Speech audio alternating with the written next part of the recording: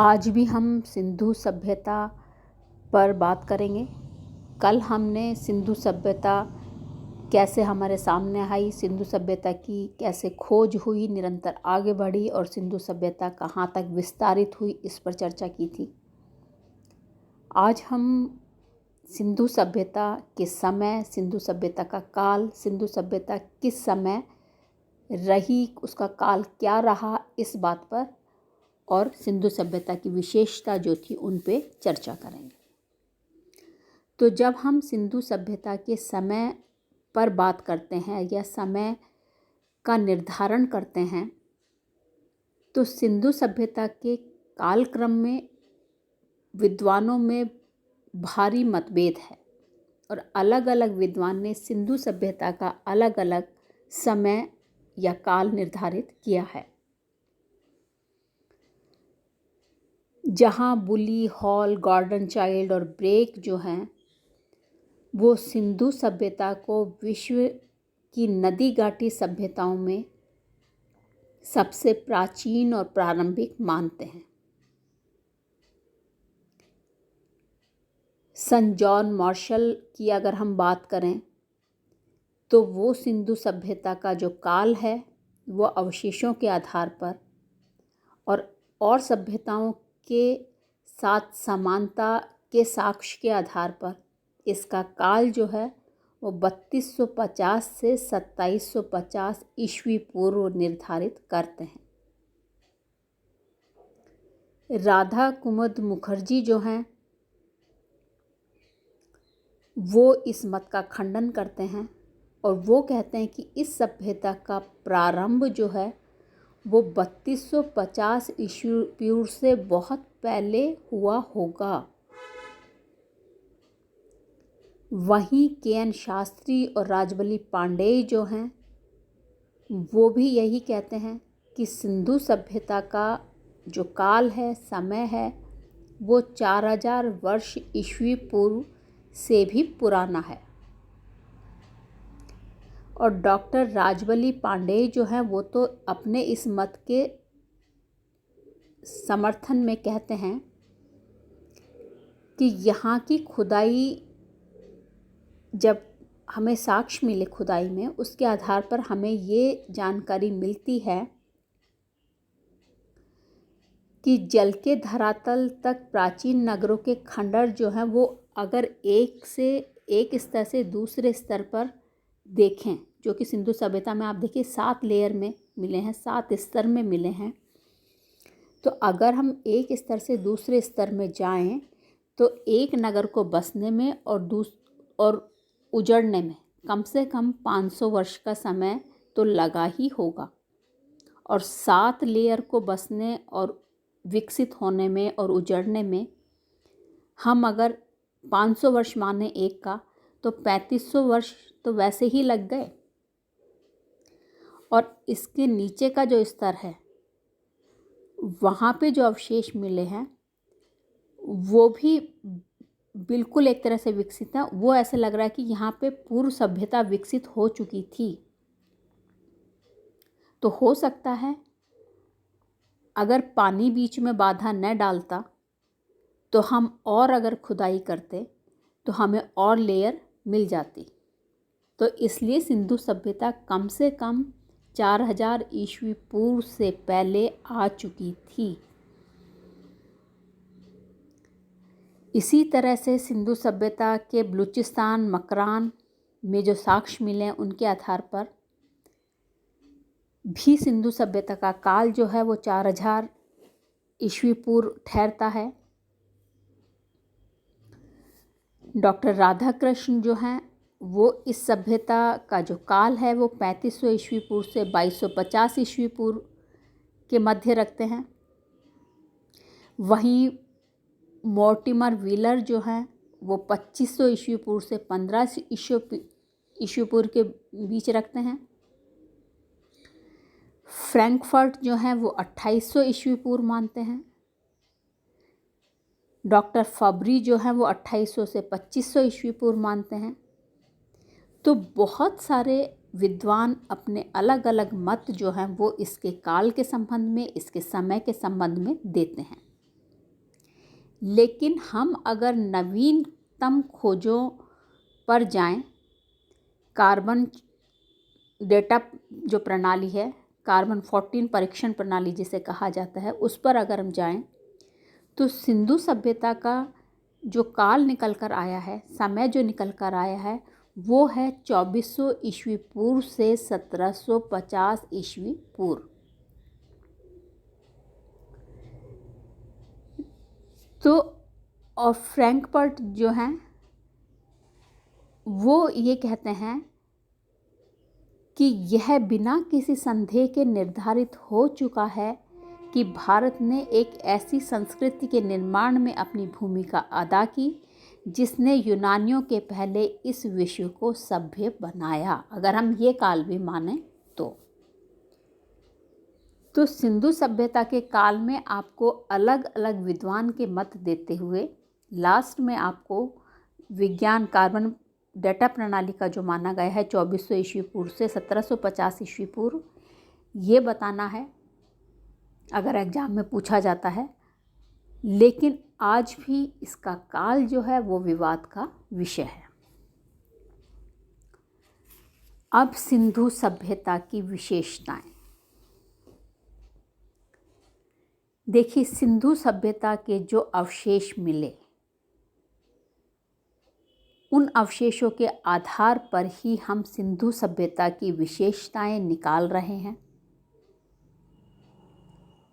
हो सकता है आगे आने वाले समय में अगर इनकी लिपि पढ़ ली जाए, सिंधु सभ्यता की लिपि जो है वो अभी तक नहीं पढ़ी गई है, हो सकता है लिपि पढ़ ली जाए तो हमें वस्तुतः उनकी किस तरह की संस्कृति रही, किस तरह उस समय उनकी विशेषताएं रही, ये ज़्यादा स्पष्ट रूप से उजागर कर पाएंगे।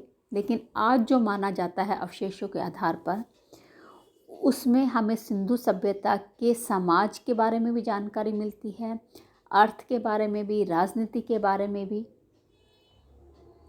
सारी जानकारियां जो हैं, विशेषताएं जो हैं, हम निकाल पाए हैं और निकाल पाते हैं, और हम बताते हैं कि सिंधु सभ्यता इस तरह की रही होगी। तो सिंधु सभ्यता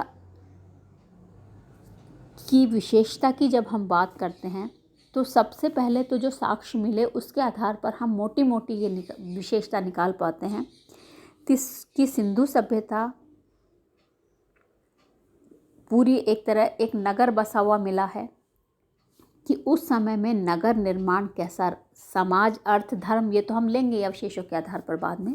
पहले आप ये देखिए कि सिंधु सभ्यता के जो अवशेष मिले उसके आधार पर हमें किस तरह की सभ्यता देखने में लगी। तो ये सभ्यता हमें नगर सभ्यता लगती है। अब नगर विशेषता, नगर निर्माण व्यवस्था की, नगर किस तरह का था उसकी अगर हम बात करें तो सिंधु सभ्यता के नगरों की जब हम बात करते हैं तो सिंधु सभ्यता की नगर योजना का स्थापत्य जो है वो बिल्कुल सुस्पष्ट है, जो कि उनके नगर के विकास को उच्च स्तर पर स्थापित करता है। इस सभ्यता में हमें बड़े नगर भी मिले हैं, छोटे भी मिले हैं। बड़े नगरों में हम हड़प्पा, मोहनजोदड़ो, कालीबंगा, लोथल जो हैं, इनका मुख्य रूप से उल्लेख कर सकते हैं। ये सभी नगर जो हैं वो नदियों के किनारे बसे हैं। इसका कारण हो सकता है कि जल पूर्ति जो है, जो कि जीवन की एक बेसिक रिक्वायरमेंट है, वो इन नदियों से पूरित होती हो, और व्यापार जो है वो उनका मुख्य एक तरह से माध्यम जो है वो नदियाँ रही हों। तो इसलिए ये नगर जो हैं वो हमें नदियों के किनारे मिलते हैं। जब हम नगर के स्थापत्य की बात करते हैं तो नगरों का स्थापत्य जो है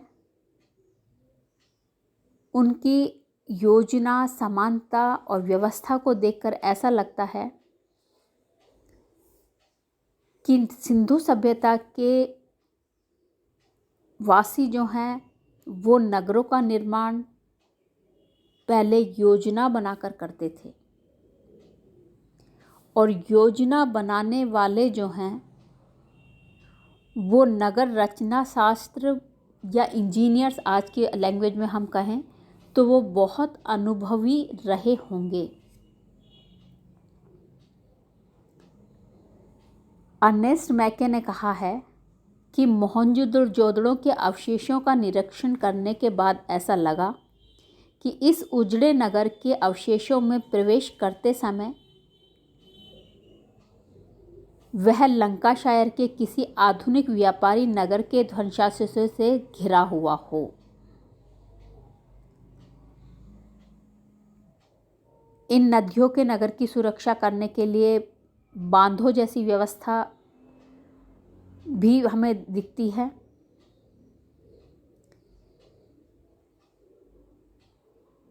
नगर जो हैं वो पूरी तरह से, देखिए आज एक अच्छा नगर कौन सा माना जाता है, जिसमें चौड़ी चौड़ी सड़कें हों, खुला हुआ हो, नाली की समुचित व्यवस्था हो, सड़कें जो हैं वो प्रॉपर एक तरह से हों कि भाई कोई यातायात व्यवधान न हो, इसके लिए प्रॉपर समकोण पर काटती हुई हों, सड़कों के किनारे वृक्ष हों, सड़कों के किनारे एक तरह से कूड़ेदान हो। तो ये जो व्यवस्था है वो सारी हमें सिंधु सभ्यता के नगरों में देखने को मिलती है,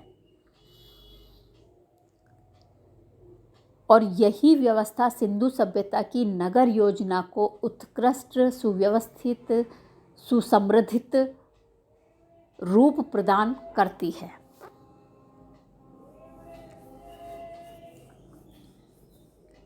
ये अलग बात है कि नगर जो हैं वो बारिश की वजह से या बाढ़ की, जब आप सिंधु सभ्यता का विनाश पढ़ोगे उसमें अलग अलग कारणों से ये नगर जो हैं वो एक तरह से ध्वस्त हो गए, लेकिन आज भी उनके अवशेष वैसे के वैसे मिलना इस बात की ओर ले जाता है कि उस समय इनका नगर योजन कितना कुशल रहा होगा। फिर नगर निर्माण के बाद दुर्ग, देखिए सिंधु सभ्यता के उत्खनन में ऐसा लगा कि सिंधु सभ्यता में जो हमने जो मेन जो नगर लिए हैं वो हड़प्पा और मोहनजोदड़ो के आधार पर हमने बाकी के नगरों का अध्ययन किया है। तो दो मुख्य नगर आए। अगर हम हड़प्पा की बात करें तो हड़प्पा के नगर में दो मुख्य भाग थे, दुर्ग और कोट।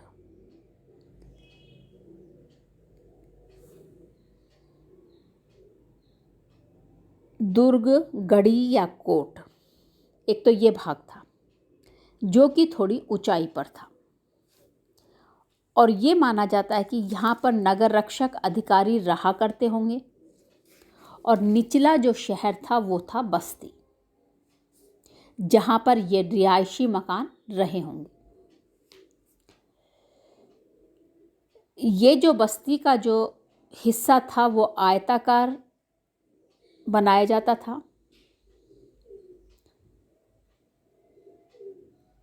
और खुदाई से ऐसा लगता है कि इसका गढ़ी का जो निचला नगर था उसके प्रवेश के दो मार्ग होते थे, और एक रास्ता जो है, ऐसा लगता है कि एक रास्ता जो है वो सैनिक प्रयाण के लिए काम में आता होगा, और दूसरा जो है वो आम लोगों के। कालीबंगा के दुर्ग को देखें, गढ़ी को देखें तो हमें ऐसा लगता है कि उन्होंने भारी सुरक्षा के लिए अपने नगर को मोटी ईंट की दीवार जो है उससे बना रखी थी, और हर नगर में विशाल हर मतलब वो जो नगर है उसमें विशाल स्नानागार मिला है। हो सकता है इसका कोई धार्मिक महत्व रहा हो। हड़प्पा में जैसे एक बहुत बड़ा अन्नागार मिला है, लोथल में बहुत बड़ा बंदरगाह मिला है। तो हर नगर में अपनी अपनी विशेषता मिली है। लेकिन बड़े नगर जो हैं वो मैंने आपको बताया दुर्ग के परकोटे से एक तरह से सुरक्षित हैं। दुर्ग गढ़ी का जो एरिया है वो ऊंचा है, बाकी की बस्ती का एरिया जो है वो नीचा है। अब आती हैं नगर की सड़कें। सिंधु सभ्यता के नगर निर्माण की में अगर सड़कों की बात करें तो कोई भी नगर कब सुव्यवस्थित माना जाता है? जब उसकी सड़क व्यवस्था श्रेष्ठ हो, अच्छी हो। तो सिंधु सभ्यता की सड़कों की अगर हम बात करें तो यहाँ पे प्रमुख सड़कें भी हैं और गलियाँ भी हैं। प्रमुख सड़कें जो हैं वो एक दूसरे को समकोण पर काटती हैं। समकोण पर जहाँ काटती हैं वहाँ पर चौराहे बने होंगे, ऐसा लगता है साक्ष्य। मुख्य सड़क जो हैं वो काफ़ी चौड़ी हैं। 33 फुट चौड़ा जो है वो माना जाता है, जो मोहनजोदड़ो में देखा गया है। इसके अलावा हर सड़क जो है उसमें गलियां हैं, और ये जो गलियां हैं, ये जो सहायक सड़कें हैं, उनकी चौड़ाई जो है वो 9 से लेके 18 फीट है।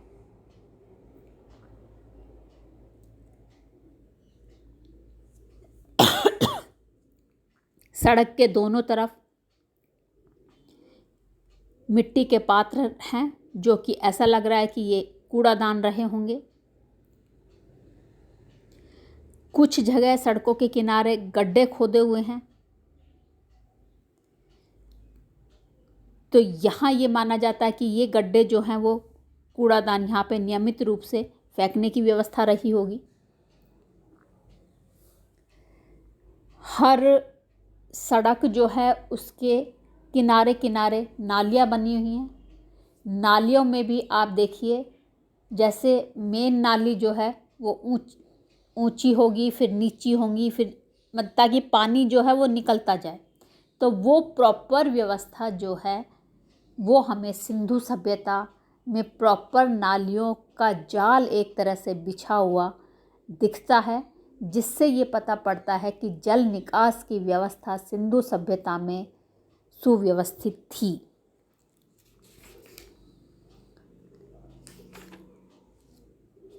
जाली से ढकी हुई हैं। जालियों में मतलब आप देखिए नाली है, नाली जब शुरू होती है वहाँ पे गड्ढा बना दिया जाता है, ताकि जो मेन कूड़ा जो है वो उन गड्ढों में चला जाए। उन गड्ढों को जाली से ढक देते हैं। तो सेम वही व्यवस्था जो है वो सिंधु सभ्यता की नालियों में भी हमें देखने को मिलती है। अब सिंधु सभ्यता के भवन निर्माण। सिंधु सभ्यता के भवनों की अगर हम बात करें तो सिंधु सभ्यता के भवनों की विशेषता में एक विशेषता ये है कि सिंधु सभ्यता के भवनों के जो मुख्य दरवाजे थे, हमारे मुख्य दरवाजे तो कहाँ खुलते हैं? मेन रोड पे। इनके जो मुख्य दरवाजे खुलते थे वो खुलते थे गलियों में। आज आप ऐसे समझिए, गांव में चले जाइए, गांव में आप जाते हो, मेन रोड है, मेन रोड के अंदर गलियां जाती हैं। गलियों में दोनों तरफ जो है वो घर बने होते हैं और मुख्य दरवाजे जो हैं वो गलियों में खुलते हैं। इसी तरह से सिंधु सभ्यता में था, मुख्य दरवाज़ा जो है वो मेन रोड पर न खुलकर गलियों में खुलता था। और सेम घर की जो निर्माण था, घर की जो बनावट थी वो ऐसी ही थी जैसी गांव में आज हमें देखने को मिल जाती है घरों की। इन घरों में छोटे घर भी थे, बड़े घर भी थे। छोटे मकान का जो आकार था वो 30 फीट लंबा और 27 फीट चौड़ा था, जिसमें 4-5 कमरे बने होते थे। बड़े मकानों का आकार जो है छोटे मकानों से दुगना होता था, और इसमें कमरों की संख्या जो है वो भी, जब आकार दुगना होगा तो कमरों की संख्या भी जो है वो अधिक होती थी, करीब करीब दुगनी होती थी। अब नगरों में भी आप देखिए, हड़प्पा की अपेक्षा मोहनजोदड़ो के मकान जो हैं वो अधिक बड़े हैं। तो नगरों में भी अलग अलग तरह का साइज मिला है। भवन जो हैं वो ईंटों से भी बने होते थे, पत्थरों से भी। ईंटें जो हैं वो कच्ची भी थी और पक्की भी, लेकिन सिंधु सभ्यता की जो ईंटें हैं वो हमें उनको इतनी निपुणता की ओर ले जाते हैं कि आज भी आप देखिए किस तरह की ईंटें बनती हैं, 2 तरह की, लेकिन उस समय में अलग अलग आकार की, एल आकार की, वी आकार की ईंटें भी बनाई जाती थी। तो वो ईंट उद्योग कितना विकसित रहा होगा, आप इसी बात से अंदाजा लगा लीजिए। ईंट को पकाने के लिए कच्ची हैं तो वो तो धूप में सुखा ली, पकाने के लिए जो प्रॉपर एक तरह से भट्टा जो होता है उस तरह की हमें देखने को मिला है कि ईंट जो है वो लकड़ी जला के और भट्टे में पकाई जाती होंगी, इस तरह का हमें देखने को साक्ष्य मिले हैं। ईंटों को जोड़ने के लिए मिट्टी के गारे को काम में लाया जाता था। कुछ मकानों में, जो कि बड़े मकान थे, उनमें मिट्टी के गारे में चूना भी मिला है। मकान बनाने से पहले नींव डाली जाती थी। 2 मंजिला मकान जो था उसकी नींव ज़्यादा गहरी थी। पहली जो मंजिल होती थी उसकी दीवार जो है वो चौड़ी ज़्यादा होती थी, और ऊपर आज भी आप देखो नीचे ज़्यादा चौड़ी होती है, फिर ऊपर आप एक ही ईंट का आसार दे देते हैं। तो यहाँ पे नीचे वाले मंजिल की भी दीवार चौड़ी है और ऊपर वो पतली है। सीढ़ियाँ होती थी ऊपर की मंजिल में जाने के लिए, जो कि लकड़ी और पत्थर से बनी हुई होती थी। सीढ़ियाँ ऊंची और सकड़ी थी। मकानों के जो दरवाजे थे वो 3 से 4 फीट चौड़े होते थे। दीवारों में अलमारियां जो है वो भी बनी हुई थी। नीचे फर्श में जो है वो ईंटें बिछी हुई थी। घर के दरवाजे और खिड़कियां जो हैं वो प्रॉपर बने हुए थे। आंगन था, आंगन के साइड में रसोई घर था, उसमें स्नानागार था। कुल मिलाकर करीब करीब वैसे ही भवन निर्माण हमें देखने को मिलता है जैसा आजकल आप गांव में देखें या छोटे नगरों में देखें मिलता है।